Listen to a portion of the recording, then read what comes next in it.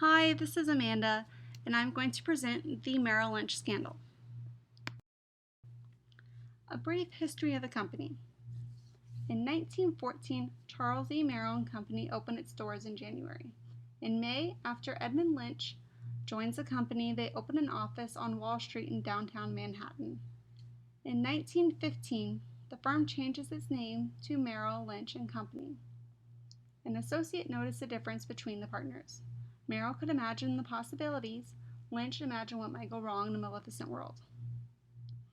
1938, Edmund Lynch passes away. Merrill Lynch drops a comma from its name.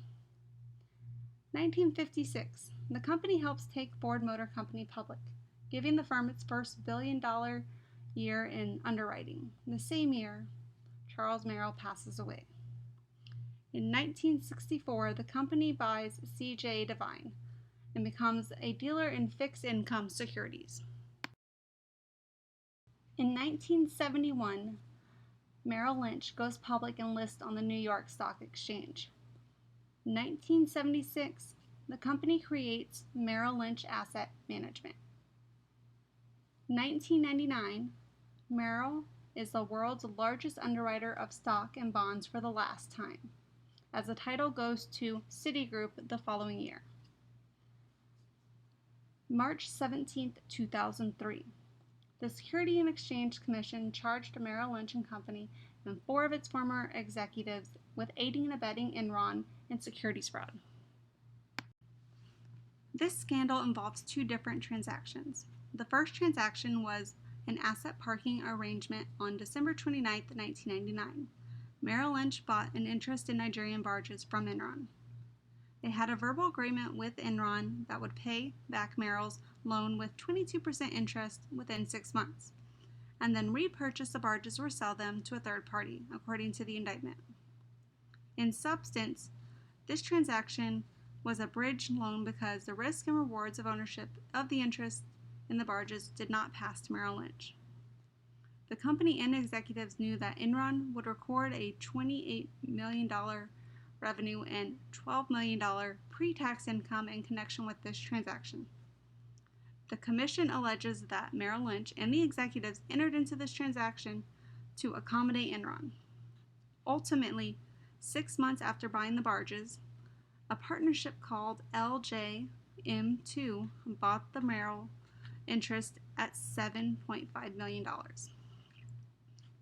The bankers knew that LJM2 was controlled by Mr. Fastel from Enron, the man who helped set up this deal. The second transaction also happened in December 1999. Merrill Lynch and Enron entered into 2 energy options, one physical and one financial, that Merrill Lynch knew had the purpose and effect of inflating Enron's income by approximately $50 million.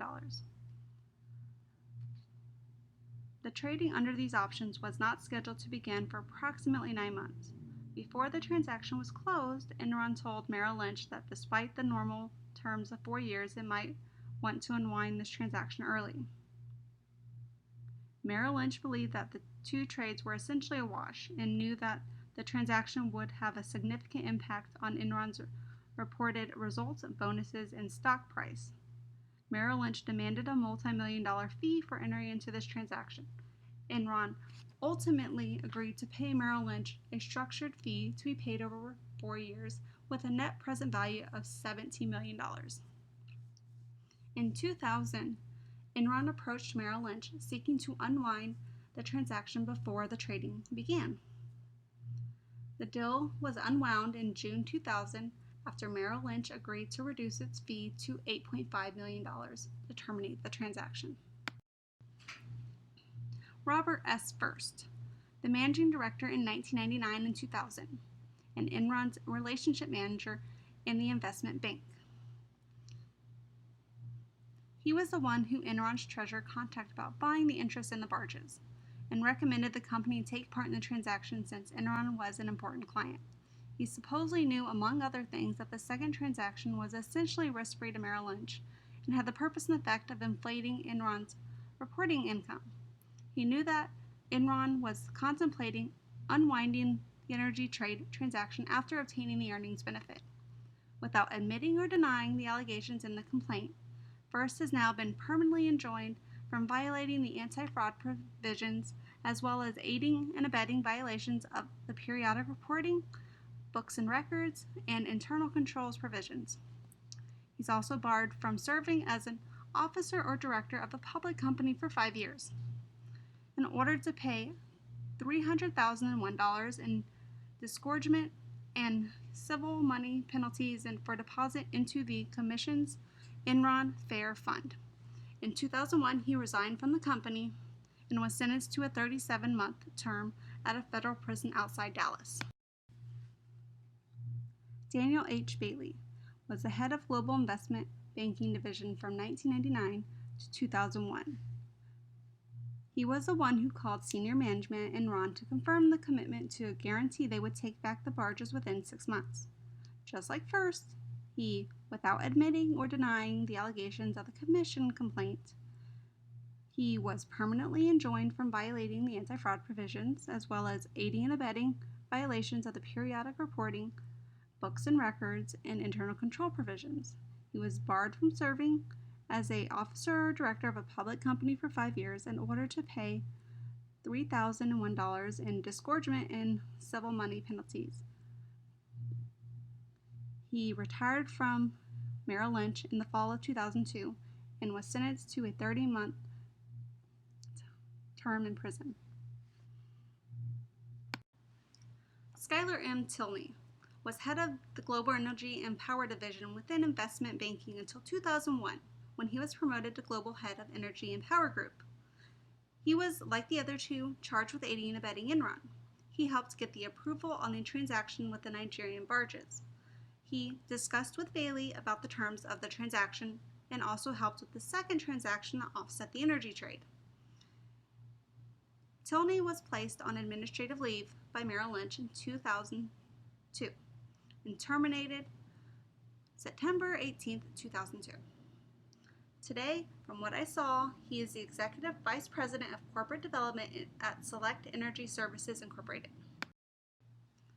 Thomas W. Davis was a member of Merrill Lynch's Senior Executive Management Committee from 1997 to 2002. He was also charged with aiding and abetting Enron. He was terminated by Merrill Lynch on September 18, 2002 after he asserted his Fifth Amendment rights in the Commission testimony on September 10, 2002. The aftermath and today. In March 2003, Merrill Lynch, without admitting or denying the allegations of the complaint, agreed to pay $80 million in disgorgement, penalties, and interest, and agreed to the entry of the permanent anti-fraud injunction prohibiting future violations of the federal securities laws. This included $37.5 million in disgorgement, $5 million in prejudgment interest, and a penalty of $37.5 million. Back in 2008, they had significant losses that topped $19.2 billion in the year ended June 30th. The company scrambled to raise capital from sovereign wealth funds and other investors, and on September 15, 2008, Merrill agreed to be acquired by Bank of America for $29 per share. Today, their shares are between $25 and $26.